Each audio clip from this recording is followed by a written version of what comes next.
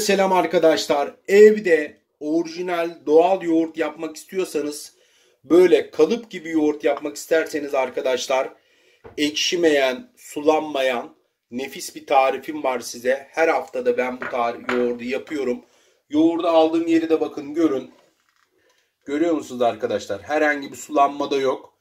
Aşama aşama izlerseniz arkadaşlar çok kolay tarifimi göreceksiniz. Ve bundan sonra doğal, orijinal prebiyotik yoğurdunuzu evinizde yapacaksınız. Ve çok da lezzetli olacak. Hadi başlayalım. Herkese selam arkadaşlar. Çok istemiştiniz market sütüyle, günlük sütle yoğurt yapabilir miyiz diye. Ben zaten çoğu yoğurt tarifimi marketlerdeki günlük sütle yapıyorum arkadaşlar. Bunlardan bir tanesi de bu görmüş olduğunuz sütle yapıyorum. Gerçekten yoğurdum her zaman güzel oldu. Kalıp gibi oldu ve çok da lezzetli bir yoğurt oldu. Tabii ben kendi tarifime göre bunu yapıyorum. Şimdi öncelikle ilk aşamamız kaynatma aşaması. Sütümüzü güzel bir şekilde kaynatmamız lazım. Şimdi sütlerimizi de bakın, önce tencereme alıyorum. Sonuçta ben de hani İstanbul'da yaşıyorum. Herhangi bir inek bulup bir hayvan sütü almamız mümkün değil. Ya da herhangi bir yerden orijinal süt elde etmemiz mümkün değil. Bu yüzden marketlerdeki günlük sütleri kullanıyorum. Bazen çiğ süt de alıyorum. Ama markette kullandığım sütlerden bir tanesi bu. Gerçekten çok güzel bir yoğurt oluyor. Lezzetli, kalıp gibi oluyor. Tadını çok beğeniyorum. Bunu kullanıyorum. 3 litreden yapacağım. 5 litreden de yapabilirsiniz. Hani size kalmış, ne kadar istiyorsanız. Şimdi bunu da açalım. Evet. Üstümüzü de ilave ediyoruz. Bazen bana yazıyor arkadaşlarımız, işte ben diyor daha az kaynatıyorum vesaire. İşte kalıp gibi oluyor, taş gibi oluyor. Olabilir. Peki nereden alıyorsun diyor. İşte köyden alıyorum sütümü diyor. Köydeki sütü bulsam arkadaşlar, ben size öyle bir süt yaparım ki manda yoğurdu gibi bir yoğurt olur yani. Yoğurt yaparım ki manda yoğurdu gibi bir yoğurt olur. Zaten bulamadığımız için hani bu aşamaları uyguluyoruz. Bunu da belirtmek istedim. Şimdi 3 litre sütümü aldım. Orta ateşte arkadaşlar kaynamasını bekleyeceğim. Tabii içerisine her zaman olduğu gibi bir tahta kaşıkla koyuyorum ki süt taşmasın diye. Kimisi altına tabak koyuyor, kimisi işte içine çay kaşığı koyuyor. Yani aklına ne bulursa, ben de bu yöntemi kullanıyorum. Bununla ilgili de çok yorum geliyor bana çünkü. Yok onu koy, bunu koy, çivi koy, tornavida koy, çaydanlığı koy, avizeyi koy, yok dolaptaki malzemeleri koy gibi. Benim kullandığım yöntem de bu. Ben herkese saygı duyuyorum. Taşmasın diye ben de arkadaşlar tahta kaşık koydum. Biliyorum kafanızı yordum bugün ama o kadar çok yorum geliyor ki arkadaşlar böyle. Allah aşkına biriniz vakti olsa da yani şu yorumları okusa, ben saygı duyuyorum, bir şey demiyorum. Bu da benim yöntemim. Neyse konumuza dönelim. 3 litre sütümü aldım. Market sütümü aldım. Orta ateşte kaynatıyorum. Yaklaşık bir 20-25 dakika kadar, fokurdayana kadar kaynatacağım. Daha sonra da altını kısacağım. Bir 10-15 dakikada öyle kaynatacağım kısık ateşte. Tahta kaşığı da koydum ki taşmasın diye, bir kaynamasını bekleyelim. Evet arkadaşlar, sütümüz gördüğünüz gibi güzel bir şekilde kaynadı. Fokurdamaya da başladı. Yaklaşık bir 20 dakika kadar oldu. Tabii ki mutlaka yani sütünüzün bu şekilde güzelce fokurdamasını bekleyin. Şimdi sütünüz fokurdadıktan sonra, iyice kaynadıktan sonra da şimdi ocağımın altını kısacağım arkadaşlar. Kısık ateşte de bir 10 dakika daha kaynatacağım. Ondan sonra sütümü ılımaya bırakacağım. Şimdi bazı arkadaşlar şunu da çok yorumlarda yazıyordu. Yok 25 dakika süt kaynatılmaz. Yok 20 dakikadan sonra vitamini ölür. Vesaire vesaire. Arkadaşlar bu benim yaptığım bir tarif. Her hafta yapıyorum ben bu tarifi. Yani süt benim. İster kaynatırım, ister süt banyosu yaparım. Yani ne istersem onu yaparım. Benim tarifim bu şekilde ve her hafta kalıp gibi olur. Binlerce kişi bana Instagram, TikTok'tan ya da YouTube'dan yazmıştır. Serkan Şefim sayende evimde kalıp gibi yoğurt mayalıyorum diye. Sonuçta yoğurt yapıyoruz. O kadar böyle inanılmaz yorumlar var ki okursanız göreceksiniz arkadaşlarım. Neyse yine konumuza dönelim. Bugün çok konu dışına saptık biliyorum ama biraz da beni de artık çıldırttılar yani. Maksat nasıl diyeyim yani, faydalanmak değil eleştirmeye dönmüş. O yüzden hem de bunu beni takip etmeyenler yazmış. Hani takip edenler yazsa diyeceğim ki ya adam ya da bayan, kadın neyse şey yapıyor, hani görüşünü paylaşıyor. Yani bu takip etmeyenler yazınca anlıyorum ki eleştiriye eleştirmek maksadım. Şimdi sütümü iyice fokurdadıktan sonra arkadaşlar ocağımın altını kıstım. Bir 10 dakikada böyle kısık ateşte kaynatacağım. Buradaki amaç ne? Bakın şu çıkan buharı görüyorsunuz. Ne kadar günlük süt de alsanız, çiğ süt de alsanız, market sütü de alsanız aldığınız yer buna su katıyor. Bu suyun çıkması lazım yoğurdun sulanmaması için. Bu yüzden bu şekilde 20 dakika orta ateşte kaynattım. Fokurdadıktan sonra altını kıstım. 10 dakikada kısık ateşte kaynatıyorum ki bu su, bakın buhar olarak çıkan gördüğünüz kameradaki buhar aslında sütün içerisinde olan sudur. Çoğu insan bana şunu diyordu, işte benim yoğurdum çok sulanıyor. Tabii ki orijinal yoğurt bu, biraz sulanır, normaldir. Doğallığını belli eder ama aşırı sulandığı zaman bilin ki iyi kaynatmıyorsunuz ve o sütte de çok su var.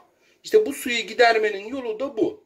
Yani bu iyi kaynattığınız, güzel kaynattığınız zaman böyle 20 dakika orta ateşte, fokurdadıktan sonra altını kısın, 10 dakikada kısık ateşte kaynattığınız zaman bu su buhar olarak gider ve yoğurdunuz sulanmaz. Kalıp gibi bir yoğurt elde edersiniz. Bakın süt şu hizadaydı. Görüyor musunuz köpük olan kısmı? Ne oldu? Aşağı indi. İşte biz suyunu gidermiş olduk. 10 dakikada böyle kaynasın. Sonra da yoğurdumuz, sütümüz ılısın. Püf noktalarıyla size mayalama tarifimi vereceğim. İlk defa izliyorsanız çok beğeneceksiniz ve yoğurdu hep bu şekilde yapacaksınız. Evet arkadaşlar, sütüm ılık kıvama geldi. Altını da kıstıktan sonra 10 dakika daha kısık ateşte dediğim gibi kaynattım. Tabi kaynattığınız zaman mutlaka şöyle tencerenizle, bakın kaymak da tutmuş çok güzel. Kepçenizle şöyle alttan havalandırın. Alttan havalandırın ki daha güzel bir şekilde buharı çıksın.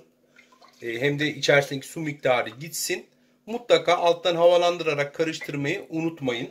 Şimdi mayalanmasını yapacağız. Bu arada şunu da söyleyeyim. İşte ideal mayalama kıvamı ne derseniz, hani eğer ölçünüz varsa işte 45'te 48 derece arasında da mayalayabilirsiniz ama eski bir yöntemdir. Hani parmağınızı sütün içerisine koyup 8'e kadar sayıp 8'e kadar parmağınızı yakmayıp 8'den sonra yakmaya başlarsa da yine ideal mayalama kıvamı budur. Ilıkken şu anda sütümü mayalayacağım. Şimdi ayrı bir kap aldım. Kabıma 3 yemek kaşığı yoğurdumu koydum. Daha önceki yoğurdunuzdan varsa ondan da ayırabilirsiniz. Ama diyelim ki evde hiç maya için yoğurt yok. Gidip marketten güvendiğiniz güzel bir marka yoğurt alarak onu da maya yapabilirsiniz. Bir dahakine evdeki yoğurdunuzdan biraz maya ayırıp öyle süt yaparsınız.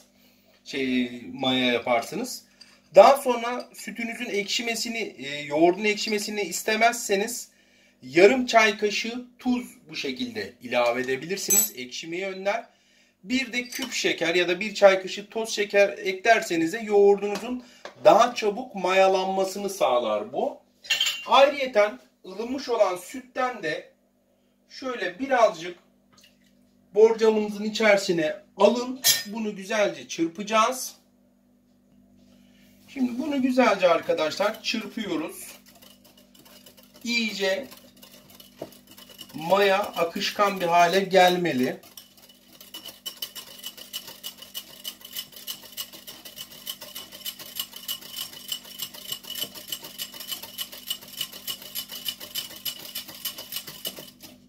Bakın gayet güzel bir şekilde akışkan hale geldi. Şimdi yoğurdumuza da ekleyelim. Şimdi sütümü aldım. Mayayı içerisine ilave ediyorum arkadaşlar.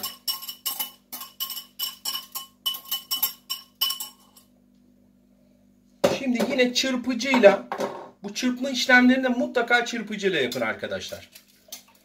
güzelce karıştırıyoruz ki maya sütle iyice özdeşleşsin. İyice karışsın. İsterseniz hani farklı bir tencereye alıp orada da mayalayabilirsiniz. Size kalmış. Ben şimdi bunu zaten şeye koyacağım. Bir tane çorbalığım var benim. Onun içerisine koyacağım. Evet arkadaşlar, şimdi sütümü de iyice çırptım. Bahsetmiş olduğum yemek takımından kalan bir çorbalık bu. Bunda çok güzel yoğurt mayalanıyor arkadaşlar. Bunu atmadım. Zaten ömrüm billah bir kere bile çorba koymadım içine. Şimdi bunu kullanacağız. Şimdi sütümü bunun içerisine döküyorum. Eğer çorbalığınız varsa bu şekilde mutlaka değerlendirin, kullanın. Çünkü inanılmaz bir şekilde yoğurdunuz çok güzel tutacak. Şimdi bakın neler yapacağız.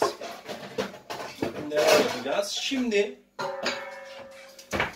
bir tane makarna süzgecini de bakın delikte olduğu için şöyle koyacağım buna. İçerisinde oluşan buhar, kalan buhar da bu deliklerden çıkacak. Bu şekilde içerisinde su kalmamasını da sağlayacağız. Mutlaka bir makarna süzgecinin içerisine koyun. Yani kapağını kapatmayın. Şimdi bunu da bir örtüyle saracağım arkadaşlar. Şöyle üstünü. Şu şekilde. Mutfağınızın bir köşesine koyun. İsteyen böyle fırının içine de koyabilirsiniz. Hani çalışmıyor vaziyette, ona da koyabilirsiniz. Şimdi bu bir 6 saat kadar bu şekilde kalacak arkadaşlar. Mayalanmasını bekleyeceğim. Mayalandıktan sonra da süzgeci de kaldıracağım. Kapağını da açacağım. Yani makarna süzgecinin üzerinden alacağım. Ağzı açık bir şekilde buzdolabına koyacağım. 12 saatte ya da bir gecede buzdolabında dinlendireceğim. Ondan sonra zaten kalıp gibi olduğunu hep beraber göreceğiz. Arkadaşlar, ağzı açık bir şekilde geceden sabaha kadar da yoğurdumu bu şekilde beklettim. Gördüğünüz gibi yoğurdumuz yine kalıp gibi oldu arkadaşlar. Hani marketten günlük süt alırsam işte bu yoğurdum benim güzel olur mu, güzel tutar mı diye bir düşünceniz varsa bakın arkadaşlar, ben her hafta yapıyorum. Gönlünüz rahat olsun. Başka süt markalarıyla da yapıyorum. Bazı markaları denedim, iyi olmadı ama onu söyleyeyim, ama bazı markalarda gerçekten çok güzel kalıp gibi yoğurdum oldu. Bakın herhangi bir sulanma da yok. Yoğurdum kolay bir şekilde ekşimez de kesinlikle. Şimdi bir de sunumunu yapalım. Şimdi arkadaşlar, her zaman tahta kaşık alın bu arada. Hani tahta kaşıkla yoğurdunuzu alın ki sulanmasın yoğurdunuz. Bismillahirrahmanirrahim. Şöyle köşeden alayım.